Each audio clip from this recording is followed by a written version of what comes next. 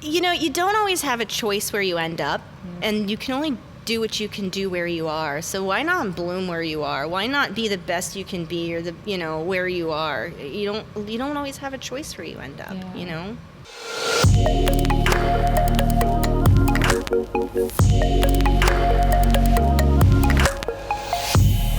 You're listening to The Aerial Hour, episode number 13.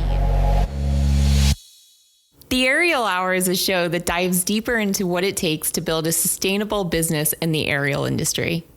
Hello, everyone, and welcome to another episode of The Aerial Hour. I hope you all are having a fantastic week, and I could not be more excited to be back on our weekly schedule. In today's episode, I'm interviewing Brie of Dandelion Pole and Fitness in South Orlando, Florida. Aside from the amazing conversation I'm going to share with all of you, I also had the opportunity to take 2 classes while there. The first class was a sling class from one of Brie's instructors, Natalie. This was my first time ever taking a sling class, and I actually feel like I didn't do a terrible job. If you want to see how I looked in that class, you can actually head over to my Terra Twirls page on Instagram and see the video I posted. I think it's a couple back because it's probably now. I think this was from November. The second class that I got to take was from Brie, and it was a handstands class. I absolutely loved the warm-up that Brie had us do in this class, so much so that I've incorporated it into my own warm-ups. It activated all the best places in my body and made me feel really prepared to take on the class. And we did some really cool stuff in this class. I think we had a pincha party. I think I'm saying that right. I hope I am. Anywho, in this episode, Brie and I chat about how she used pole to recover after a back surgery, her performance background, and how this has shaped her own coaching, and how she choreographs group routines, even if the group isn't all there. If you want to know more about this episode, you can head over to theaerialhour.com and check out our show notes. I've reformatted them a bit, so I'd love to get your feedback on what you think. You can also follow us on Facebook and Instagram at The Aerial Hour to see where we're headed next. And holy woman, do I have some fantastic episodes coming up soon. I think I've covered all the things that I have to cover when I do these things, so I'm going to go ahead and play the episode. Bye! Hello, everyone, and welcome to this episode of The Aerial Hour. Today, I am joined by Brie from Dandelion Fitness, and we're going to talk about all the things. How are you doing today, Brie? I'm good. Thanks, Tara. Thank you. So we just finished up 2 amazing classes in your beautiful space. We're in Kissimmee, Florida right now. We're actually in South Orlando. Oh, South Orlando. We're in South Orlando right now in your beautiful, beautiful space. So tell me a little bit about the space. So this actually used to be the Lotus Fitness Studio. Carrie owns that, and it was here for, I think, 5 years. And when she decided to move to the downtown location, she was like, hey, why don't you take this space over and open a studio? Seems like a good idea for you. And I was like, you're right. Yeah, yeah. How did you find the aerial community to begin with? I found the aerial community mainly pole dance first. I had spine surgery, and before and after it, I needed a way to stay fit, active, and after to rehabilitate my arm and my body. So that's kind of how I found pole dancing. I'd actually been mildly involved in the aerial community because we had aerial silks and straps at Arabian Nights, so I knew a lot of aerialists, but I never actually trained in it. I stayed on the horses side. Okay. So what was your first pole class? Where did you take that, and how did you find pole dancing? My first pole class was actually here in this location. Jessie Zabios taught it. Aww. She still works for Lotus. She's an aerialist too. And I immediately fell in love with it. I love the way she taught the class. I love the challenges it presented, and with my, what I used to do, it really appealed to me and like what I like to do with my body and stuff like that. So what is it that you used to do? I worked for Arabian Nights Dinner Theater for 15 years. Wow. And I originally got hired as an entertainer there to ride and work in the show because I'd worked and trained horses my whole life. And I just kind of went up through the ranks and learned how to train the different disciplines, found that I had an affinity for movement and curing and fixing imbalances with the horses. And later on, as I worked there, that I was good at putting acts together after I trained the horses and then putting the acts into the show. Wow, that's an incredible background. Thanks. And it seems like it lends well to this. So you worked for Arabian Nights for 15 years, and then when did you have the surgery? I don't remember what years. 7.5 years ago. Okay, 6.5 years ago, I had the 6.5. surgery. And it's just really, it was no specific injury. It was just a life of, compression from being on the horses. And I did stunts while I was there too. So, that's a lot of wear and tear on the body aside, just riding. And typical training, horse training jobs, you ride a couple horses a day. Well, I did that. And then I did 2 shows a day, 6 days a week, like for 15 years. Yeah. And the stunts that I did were pretty intense, where like you're galloping on a horse and throwing yourself off the side of it and throwing yourself back up on it. And with any kind of live theater and animals in general, accidents are bound to happen. The horses trip and fall, people run into you and over you, horses buck you off. Yeah. And then I rodeoed for 5 years too. Wow. While I was finishing up at Arabian Nights, and that wasn't any more gentle whatsoever. I did a contracted entertainment act with another girl. We did Roman riding, trick riding, and bullwhips. Okay, So that's really cool. I actually have my bullwhip here. I love that. That's so cool. After you had your surgery, how long was it before you found pole dancing? I actually found it before the surgery. okay. Maybe like 2 months before I had surgery, Okay. I think. Because I was kind of thinking ahead about what I needed to do. Because I've So always smart. I've always been so active my whole life. And then when I was at a point where I couldn't be active, I was like, well, I need to think ahead and I need to find a way to stay active. So yeah. So did you kind of like start learning over those 2 months and start building up? Correct. And then do you remember how long it was before you started dancing again? I think I took like 3 months off, maybe. 3 That months, was yeah. it. Yeah, that's Yeah. about it. And I came back really easy. I didn't come back real hard. So yeah, I think I took about 3 months off. I healed really well from the surgery. Right. So what a great rehabilitation. Did you do anything else in combination with this? No. Wow. No. I mean, I work out and go to the gym, go to the gym, all that. Yeah. But no, nothing. I didn't have any physical therapy or anything Wow. like that. So I love stories like that. That gives me so much hope. Back surgeries are a serious thing and just so terrifying that I think as dancers or aerialists, when we hear we might need that, it's like fearful. Yeah, for sure. You think that that's the end, but For you're sure. proof that that was just the beginning. Yeah. Because you're capable of so much. of more than I thought that I was capable of before the surgery, to be honest Right. with you. So Right. it's crazy, amazing what the body can do. Yeah, it is amazing what the body can do. I love your motto and the name of your business. So can you tell me why Dandelion? It's such a silly story. It's because it's the most nutritious green. I don't know. Also, like, when you blow on the dandelion, how they kind of dance in the wind. So, like, the visuals there Yeah. for me, too. I wanted to go with something organic also. I didn't want to go with something too literal, like something sexy or, I didn't want anything, like, descriptive like that. I was working at an organic vegetable farm at the time while I was in school, and I love dandelion greens, and I was just, like, I was thinking maybe, like, blossoms, oranges, and then I was like, no, OBT does not ring well with pole dancing for me. So I forgot who said it. Someone was like, how about dandelion? And it just stuck. I liked it. And I think like the wild dandelion too, like I really like that branding. I really like that too. And then your motto is bloom where you're planted. And that perfect relationship between those two. Oh, I never drew that together until you just said it. Bloom where you're planted and dandelion. I thought for sure that was. No, I'm not that I made that connection. Now every time. Yeah, now I get it. Sometimes you do things in life, and you don't realize what you've done, until someone's like, "Hey, look what you did." Yeah. Oh, Right. I really love that motto though. Thank Bloom you. where you're planted. Why that motto? Why that? you don't always have a choice where you end up, and you can only do what you can do where you are. So why not bloom where you are? Why not be the best you can be, or where you are? You don't always have a choice where you end up. Yeah. So I got chills. That's beautiful. Thank you. I think so much in our, not just like aerial or pole or anything, but just in life, it's society tells you to be something different than what you actually are. And so finding places like this that you can come into and really be yourself, these places are so special. yeah, The other thing that I saw on your website is that you celebrate individuality. absolutely. So tell me a little bit about that.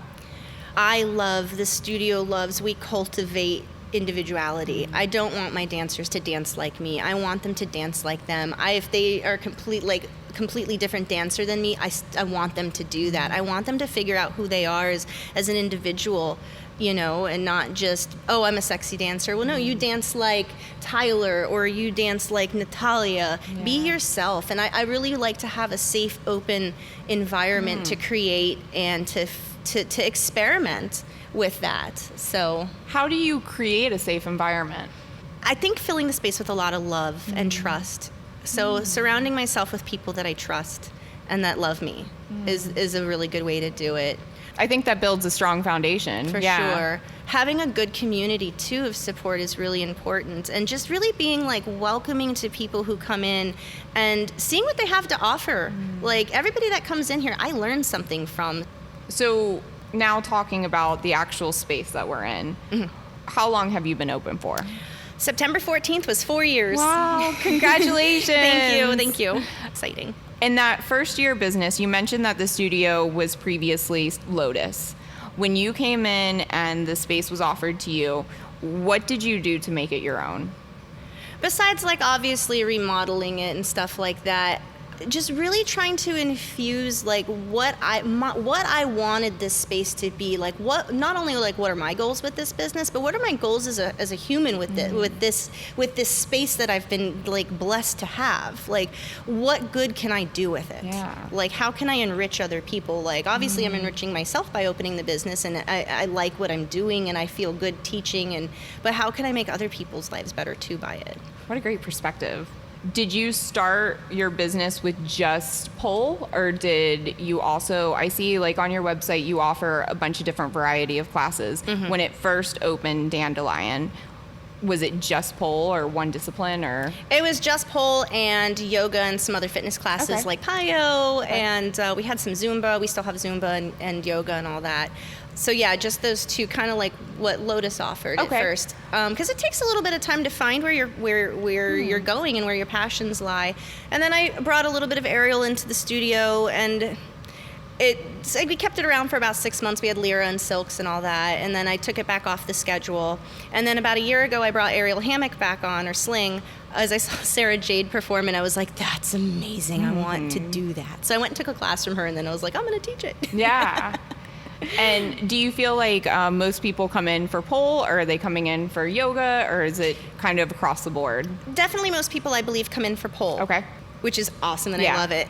We have a good yoga crowd. We've had a stable yoga crowd since I've opened up, and actually 2020, some of the biggest business things I want to do is really focus a little more of my energy into that yoga side, so that we're balanced here, so that it's not just so pole heavy, but I mean, because yoga's a really big part of my life too. I guess you don't really see it so much as Wild Dandelion and the pole dancing and all that, but yoga's a huge driving force of what's helped me also get my body back from having that kind of spine surgery. Yeah, I really love that the two can go so well together. Super complementary. Yeah, then you're getting cross-training in and offering all these different types of disciplines. And the beautiful thing, sorry to cut you off, but the beautiful thing also about yoga is it's such a good counter, and my handstand and inversions practice is such, because that's a big practice of mine, is such a great counter to what we do in pole dancing. Everything we do in pole dancing is a pull, and everything I do in inversions is a push. Yeah. And you have that agonist-antagonist relationship that's so complementary to one another.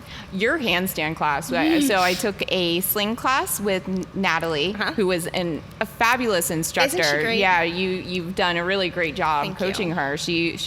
Her cues were amazing. Her explanations were really thorough and made it really easy for me to do something that I've never done before.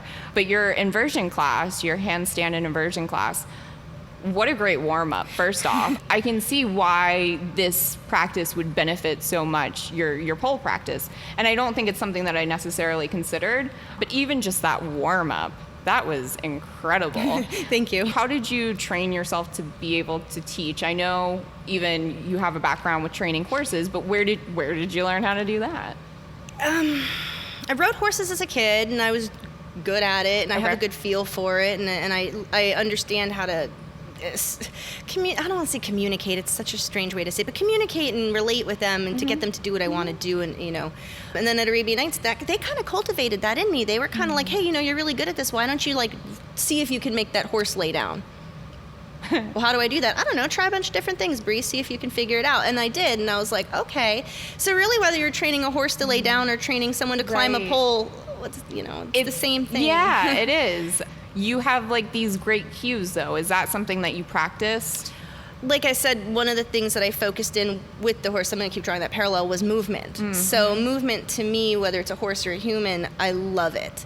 So looking within my own movement and how I move, how would I cue myself to do that? And I kind of think about it on different levels too, and different kinds of learning styles. Like not everybody understands the cues the same way.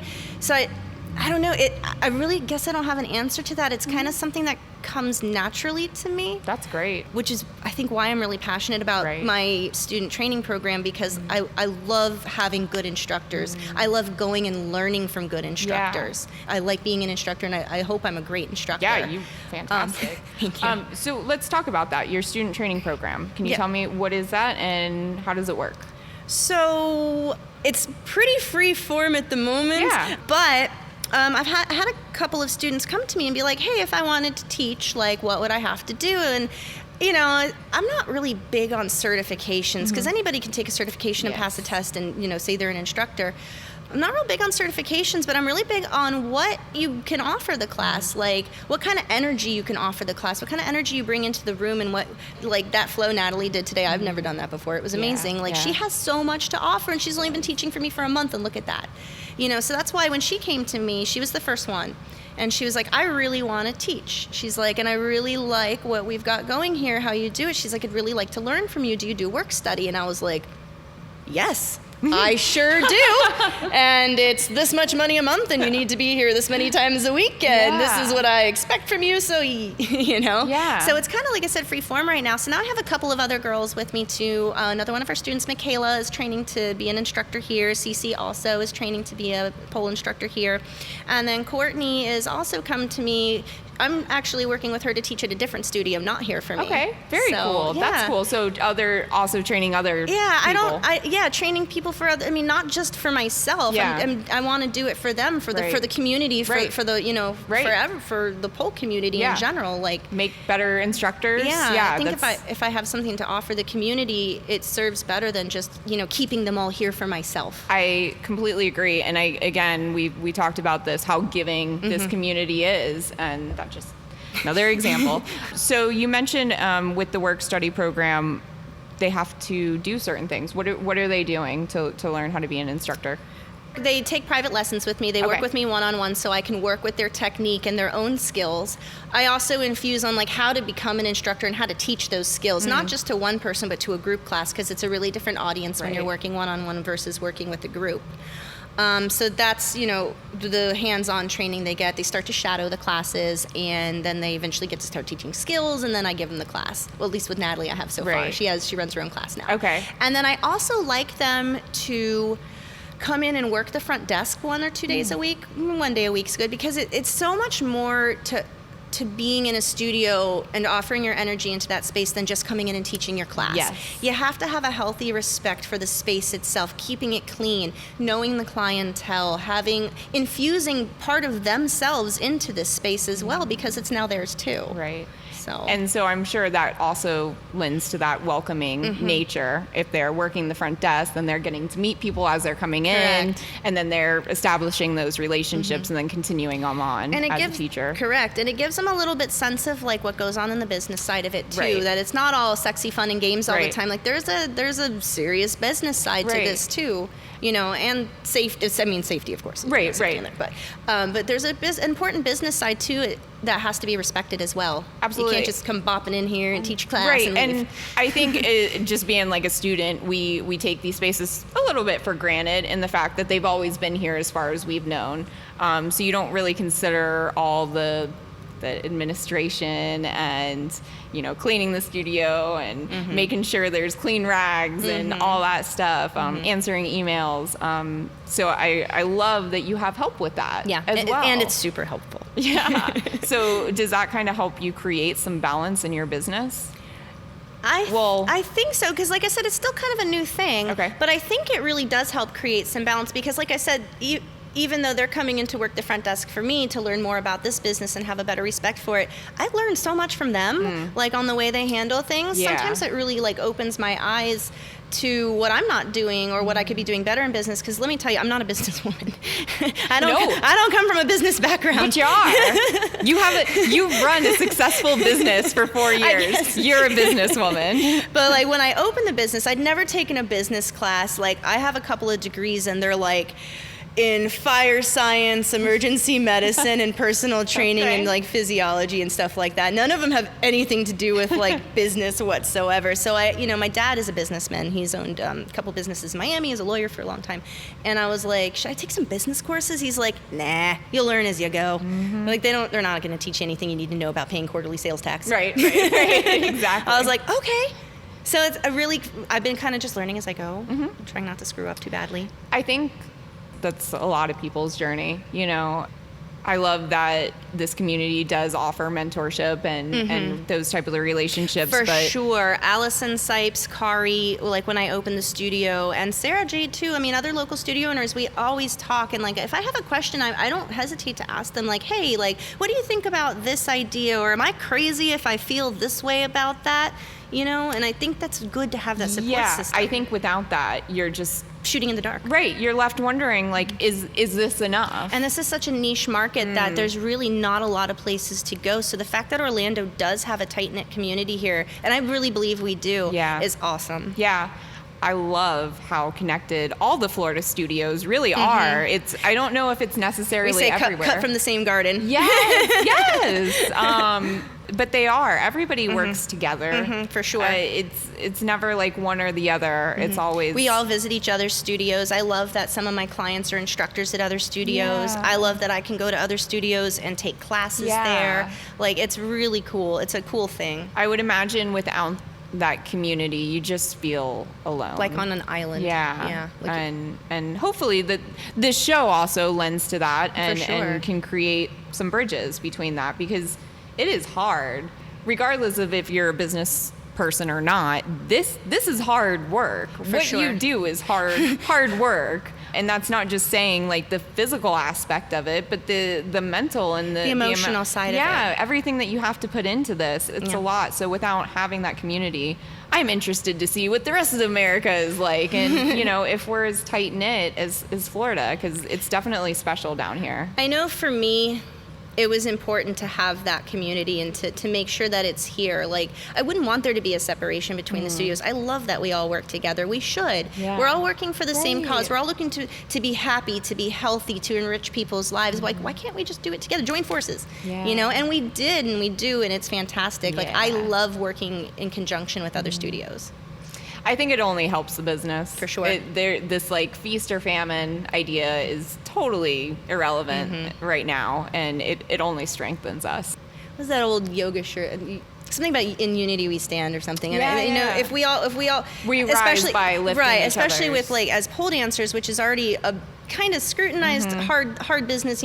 People are like, oh, so you're a pole dancer, huh? Right. It's so much better if we can all stand together rather than staying in our separate studios and not standing together on it and working together. I love that, and I think this is the most that I've talked about this with somebody at this point in the show.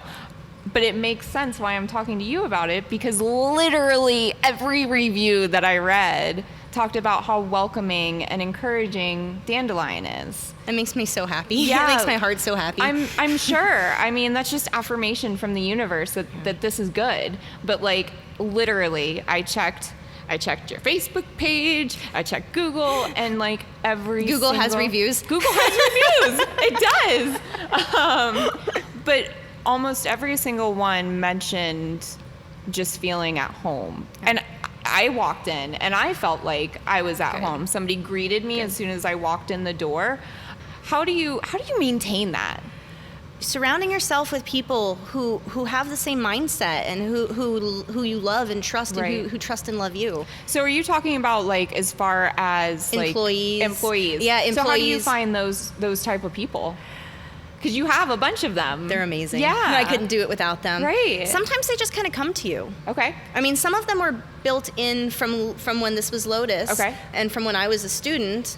Okay. Some of them are built in from then, and some of them have just kind of come to me over the years, like Natalie and who else? Like Teresa, you met her earlier Right. today. She was a student also at Okay. Lotus. I think she started like a year after I did, maybe. So mostly students? I think it's split. A mix? But Okay. yeah, it just... Yeah, no. When somebody's not a student, are you looking for them because they've got like a certain set of skills? Sometimes, yes. There's definitely people that I've been like, I want them on my staff. How can I get them to teach for me? And I've waited like a year before like the opportunity was right. And I was like, yes, finally, I got you teaching a class here. Yeah. And then sometimes they just come to me, like they'll, like one of my new yoga teachers, Lynn, she's amazing. I found her through a friend. She subbed a class and I happened to just take that class. And I was like, you're amazing. Do you want to teach for me? Yeah. She was like, great. yes, I do. So it's just kind of picking off of their energy and kind of looking for that type of spark. Yeah? Yeah. So are you kind of picking people based off of their energy more so?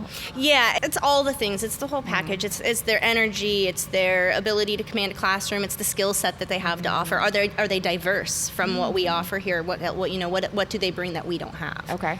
Also, on the other side of that, how do they fit in with us? Like, are they the right fit? Are they too different? I mean, are they like-minded? Do they have the right kind of energy? So yeah, it's kind of all the things. I kind of look at all of it. Yeah. I like that. I like that gives a whole round aspect of who they are as a person and looking at that.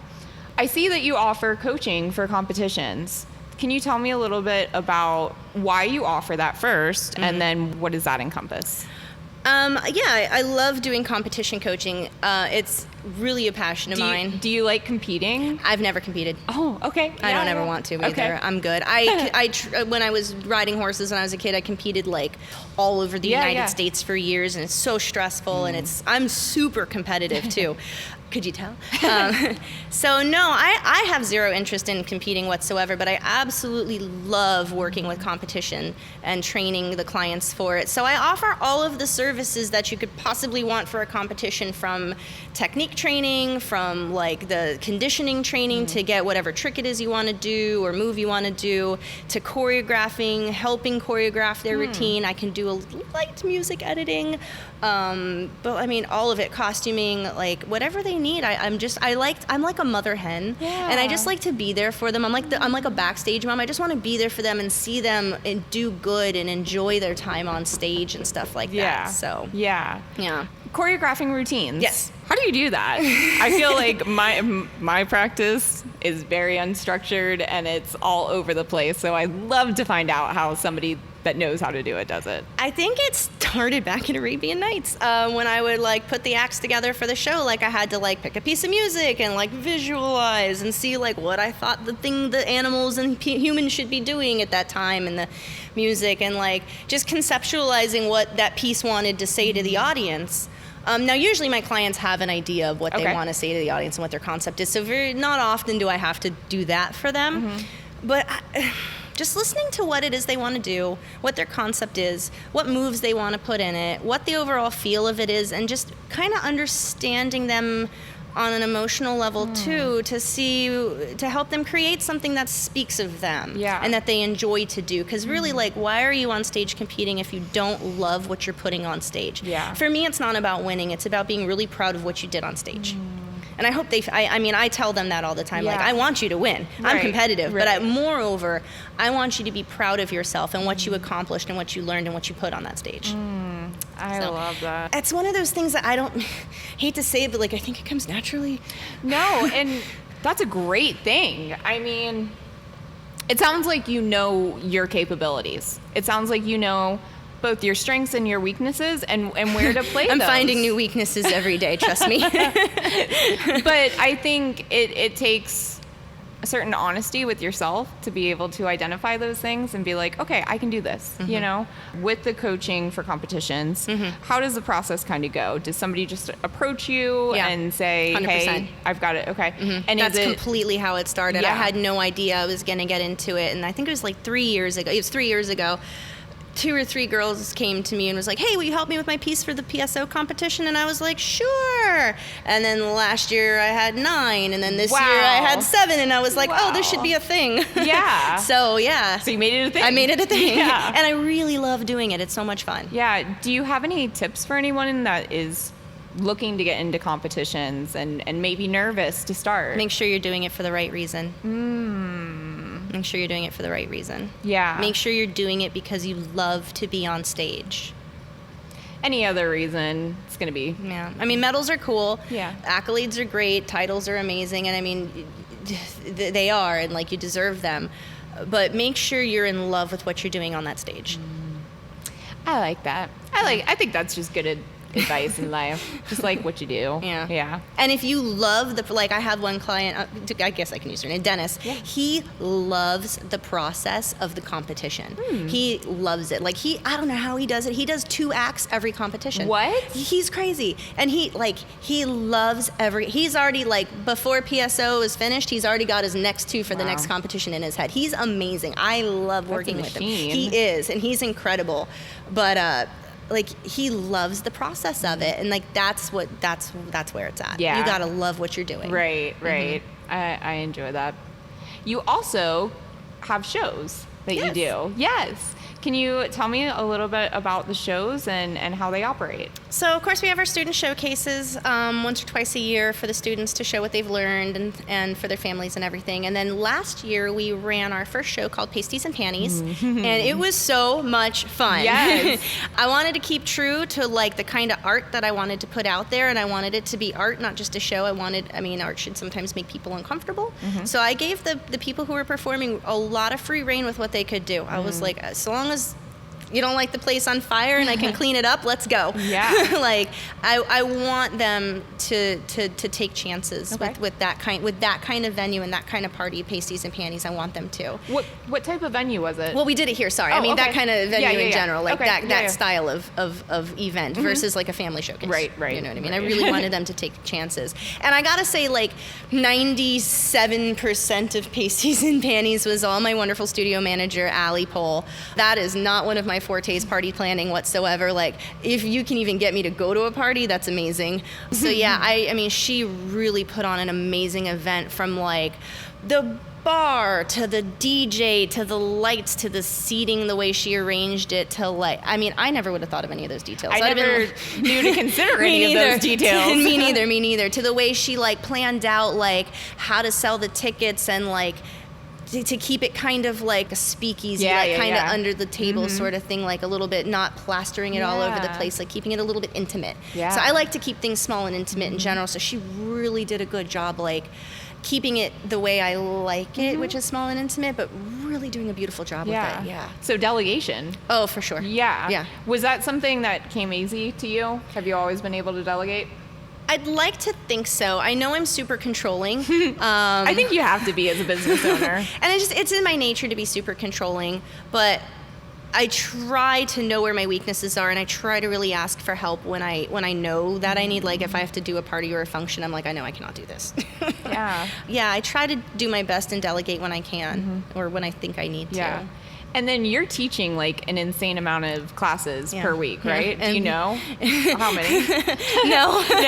Between classes and privates, no. Yeah. Wow. Yeah. But I love it. That's what I thrive on it. Right. So I think though that it's really important that you do delegate so that you're able to do some of those things. Yeah. I mean, even today I learned that I knew things I need to delegate, which is awesome. I was like, oh my God, I can take this off my plate. Yeah. This is amazing. Right. And I really had an enjoyable morning and just enjoyed class with you instead of having to worry about other things I typically be worrying about on a Wednesday. And then Ashley works at the front desk. She's so amazing. Sweet. Yeah. And she mentioned that she's been doing this for a while now. She's been working with me for I think 2 years now. Wow. So I work real close with her. She actually helps me with a lot of my personal stuff too, personal business stuff, personal studio stuff. Right. Not just working the front desk and cleaning the floors and stuff like that. Can you tell me a little bit about what those tasks would be? She's super good at taking all my waivers and making sure the emergency contact matches what's in my mind, body. Like, I'm like, there's a way to look at that. Right. You know? Or like, I was super overwhelmed this morning with like the amount of receipts I need to scan in for my bookkeeping. And she's like, girl, I got you. And she had it done in like 10 minutes. Wow. So yeah, it was amazing. So delegation is key. Yeah. Yeah. Knowing your strengths, knowing your weaknesses. Trying to learn them as I go, yeah. I like it. Now, I also want to talk about group routines. You have done some incredible group routines. Thank you. One that specifically jumps out in my head was for Dance Filthy and PoleCon. I don't remember the name of the song. Gatekeeper. Yes. And what I thought was so cool about it was, again, talking about community, was that it was a bunch of different studios from around Florida. And I don't even know how you did this, because like logistically we actually never even rehearsed it on stage together. Well, Dance Filthy we did, but PoleCon, which was an even bigger act, we'd never actually, like, even we were waiting to rehearse it at PoleCon, and we were like, can we just do it on stage? It'll be fine, right? Good. And it was okay. Yeah. So so that was people in Tampa. Yeah. So it was Dandelion Fitness, Lotus Fitness, Foxy Fitness here in Orlando, also Buttercup Fitness in Tampa, and then I had 3 girls with Jazz Dances, which is a hip hop or sexy heels choreo group. So it was not just a fusion of the studios and the pole dancing community, but bringing in other styles of dance too, because that's important. Also, they're still part of our community. Absolutely, they are. How logistically, how did you do this? Because everybody's kind of in different locations. I'm sure most people can't get together. Correct. So luckily we did the act at Dance Filthy before we got to do it at PoleCon. Okay. So it was a little bit logistically easier to accomplish that here in Florida at Buttercup versus in Denver. Right, yeah. So Whiskey Lynn and I actually worked really close on this. She is amazing at group acts and choreography too. I love her. I had wanted to work with her for so long, and finally one night was like, we should do something together. I was like, you are correct. Yes. Next show, we're on it. So her and I have worked together on a couple of different acts. So we would just schedule rehearsals here, schedule rehearsals there, schedule rehearsals at Lotus. Whoever could come. I mean, you got to show up. Right. And video them, share the videos, open lines of communications, Skype. We Skyped, because Amy is in Boston. Oh, and Amy, the pole community, she was in Boston for this whole process. So she wasn't even in Florida. What? Skyped her in a couple times, and I mean, I think a big part of it too is knowing who you're working with. Understanding who you're working with, and having a group of people that you work with that you know their strengths and weaknesses, and you know how to use those strengths and weaknesses to their advantage to make a really good act. So it's really for the good of the whole group. You know, for me, I love being in the group acts, but I prefer to take a step back from it and a small role in it, and that way I can kind of look at the whole thing, like, you know what I mean? I love being on stage and having that energy, but like when I was looking at the Dance Filthy and PoleCon piece, I was like, how can I make this work? Because this is such a big act. I can't have that. I can't be too active in it. I mean, I did a pole pass, and I don't know what I did, actually. Oh, I know what you did. It was badass. So that's where we brought Jazz in, who's an amazing choreographer, and her and her 2 girls did the hip-hop piece. So that's kind of, you know, that helped a lot, too, having the focus there. So for me, learning to take a step back in the group acts and kind of, you know, I don't want to say manage, but manage them bring a little, together, bring together a little bit more, rather than fulfilling my need to be on stage. Right. Correct. It seems like you're very good at visualizing, like very good at seeing somebody for what they are, and then visualizing what they're capable of. I struggle with that personally. I'm really bad at seeing. I'm really bad. I'm good at seeing my weaknesses, but not so good at seeing your strengths. Right. And I think having somebody like you that can be like, no, do this. You can do this. Yes, you can. can. is really helpful. And I think all of your experiences have made you perfect for this. It's really incredible what you've been able to do. I mean, thank you. Yeah, seriously. I love doing it, so it doesn't seem like it's such a big thing or so hard to me, because for me it's fun and I love it. Right, you know? right. But those group routines, man, I will definitely be posting the link to watch the video. Cool. Thank you. So cool. Thank you. That was such a cool opportunity to close that sexy showcase. Thank you, Carmine. It was so cool. And Colleen really, really loved it. So back to my training program, one thing I really like to instill upon the girls I'm working with in general is learning to be vulnerable in front of your classroom. Because, and that lends itself to that energy, that creative energy too, and that energy where they feel welcome, I think, is what it is. Because if you can be vulnerable in front of your students and clients, it opens them emotionally to you. You become available to them, which is a beautiful, huge thing. And then they feel comfortable. Correct. Having that own. They feel comfortable experimenting and trying things, even if it feels weird to them. They know that, like, if I can be vulnerable in this space and show them that even though I'm not good at this, I'm still going to do it, and you're gonna watch it happen. Right. That they can too. Yeah. And that it's a safe place to do that. I really appreciate that you're teaching that, because when I first started dancing and trying to do, these things that seem so impossible, it was really hard for me. I would just feel defeated. I'd try something and I'd feel defeated and mess up and mess up and mess up. But when I also saw my instructor messing up, I was like, oh, correct. This is just part of the process. Correct. And having that support while being vulnerable, I think that's part of what makes our bonds so special, is because we are so raw. And actually that's part of the reason that, like, I try to come and take a class first before, because I feel like this apparatus, these spaces make you be in the moment. Correct. You're risking your life sometimes. So if you're not, that's why I say present, don't die. Yes, right. Nobody die while I leave the room for a second. If you're not present, you're going to hurt yourself. Yeah, correct. Finding that vulnerability and being able to explore that, I think, is really important. I tell my students all the time, I know they don't believe me, but I'm like, this took me like 5 years to learn, and you're going to learn it in like 3 months and be really good at it. Yes. Some things I'm just a really slow learner at. And I know they don't believe me because they see this now. Right. But like some of these things coming from my surgical history and stuff like that, and my injury history, some of the stuff was really difficult for me to learn to do. Like I lost 70% of the use of my right arm. So doing a simple chair spin for me, I couldn't hold on to the pole. So, even like a reverse grab spin, I didn't have the arm strength or the nerve capacity to hold on. So some of these things took me years to learn and understand, and I'm like, you guys will learn this so much quicker than me. And it's amazing to see that too. It is.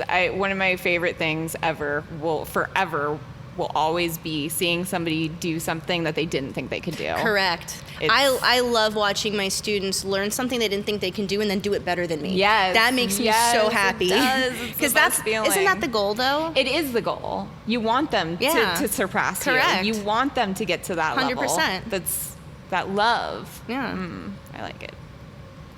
So moving into, what do you do like in your, what little free time you, I'm sure, have? I do have very little free time right now, but that's okay, because I love what I'm doing, and I'm not going to have this opportunity and this clientele and this time to teach and to do and to be in this moment forever. So I'm going to do it while I can.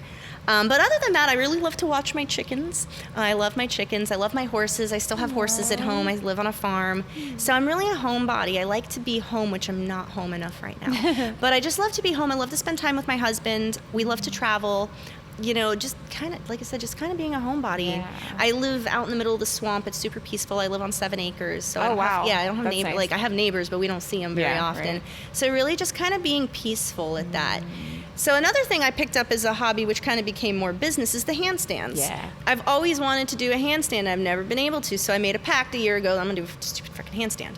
And I struggled and struggled and struggled and struggled and struggled and struggled. And that's so funny to me, because I know, you look at my handstands now. Yeah. Well, I have a secret, and I'm going to share it with you. So I've started to find balance a little bit, and a friend of mine a trainer at Crunch Gym where I go is like, hey, have you met my cousin on Instagram? And I'm like, no. He does handstands. I'm like, I'm sure. So he mentioned it to me a few more times, and then he sent me his profile, and I was like, oh, your cousin really does do handstands. Holy crap. Like, he's really good. So he's like, well, you should book a private with him. So I did. His name is Chris Pace. He's out of Port Orange. He's an amazing handstand coach and yoga instructor. And so I hired him, and I've been working with him for, I think, 4 months now. Okay. And that's it? Yeah. Wait, what?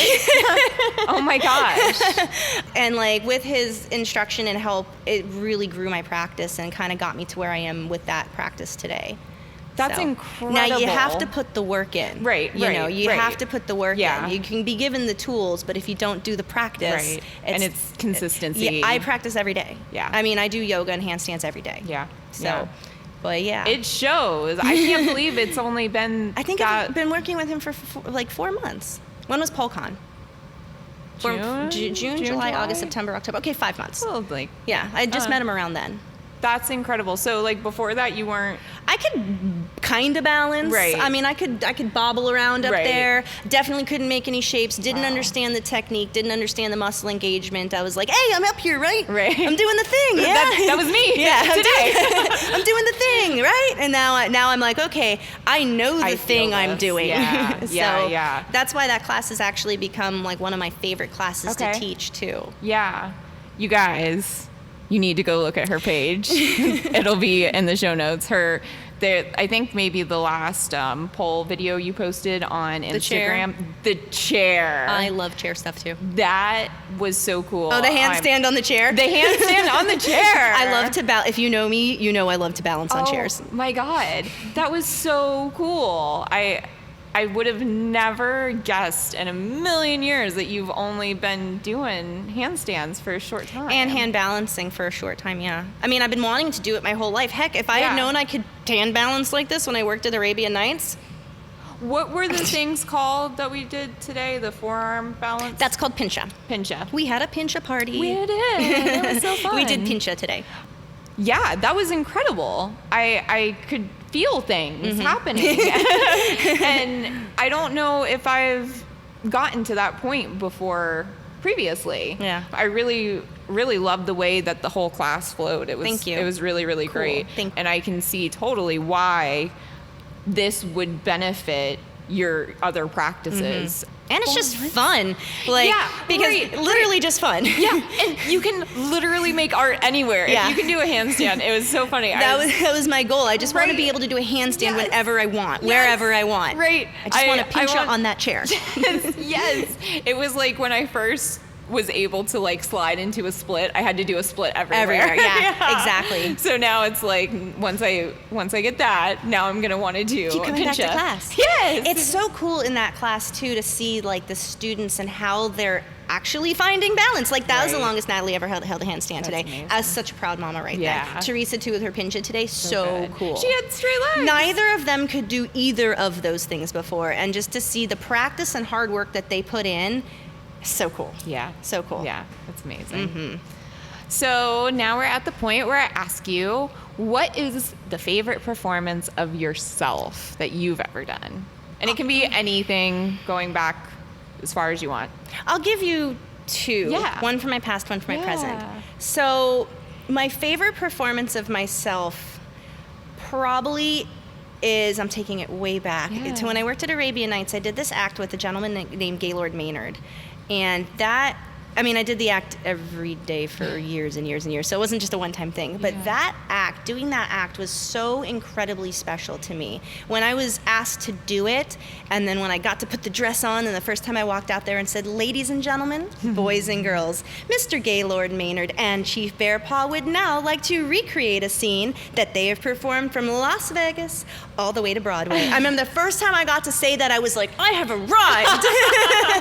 So I don't know if there's any videos of it. I will poke around on YouTube and see if I can find one. But I didn't really do much but hold a microphone and look cute. And it was mostly a speaking part. Yeah. But that performance for me meant so much to do because that man was incredibly talented and did not choose people lightly. And I mean, he really did perform all over the place, Wow. like legit, like. Very cool. Yeah. So I guess my favorite current performance would be, I think my group performances. You know, Yeah.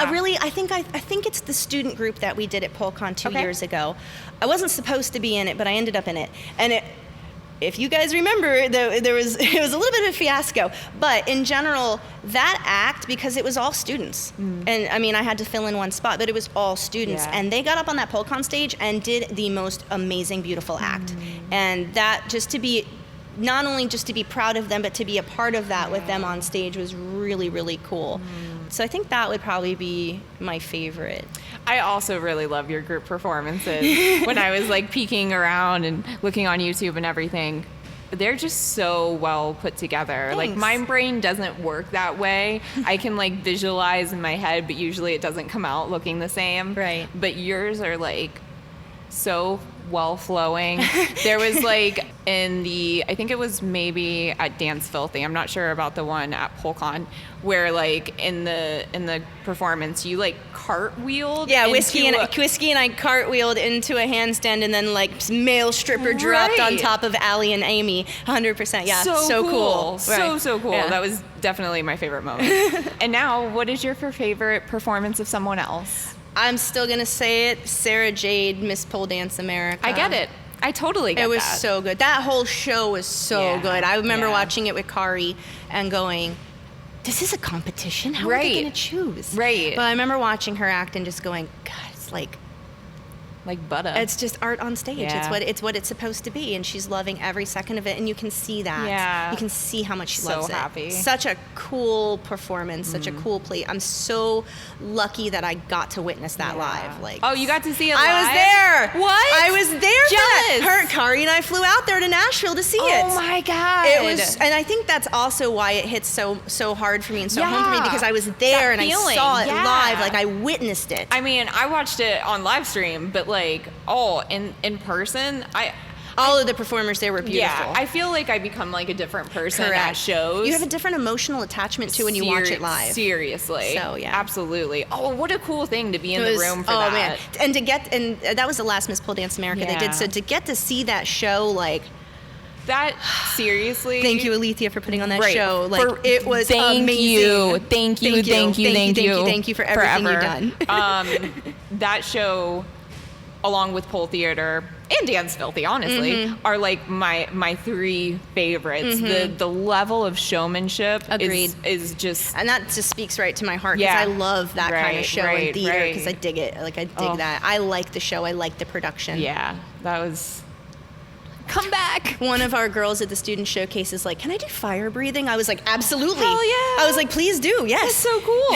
And then Allie, my rational side's like, fire in the studio. I'm like, I don't care. We need to do this. Yes, you can breathe fire. Yes. Well, and I used to do a little bit of firework at Arabian Nights too, so I understand how it works, and it is so it's not, it is safe. Yeah, yes, right. We were You're like, safety first. I've done this before. Yeah. Safety first. But yeah, like, it was really cool. I love the production. I love seeing a good show like that. I agree. Well, I think we've covered everything, so I just wanted to say thank you again so much for welcoming me into your space. Oh, thank you. Thank you so much for contacting me. Like, so crazy cool. Yeah, I really... Super humbled. I so appreciate people just like you for keeping these spaces open. I know what goes on behind the scenes, and it is a lot of work, and it's not just coming in here and teaching people how to dance. Correct. It's so much more beyond that. So I just want to say thank you. Thank you. On behalf of the aerial community for providing a space for us to feel safe in. Cool. Thank you so much. Yeah. So it's really my pleasure to do it. Like, I don't know what I would do if I wasn't doing this. Like, I love it. I get it. I totally get it. So I think we're all done. If you want to know more about this episode, you can head over to the show notes page and check out all the info. Yay. Thanks, guys. We'll catch you next time. Bye. Done.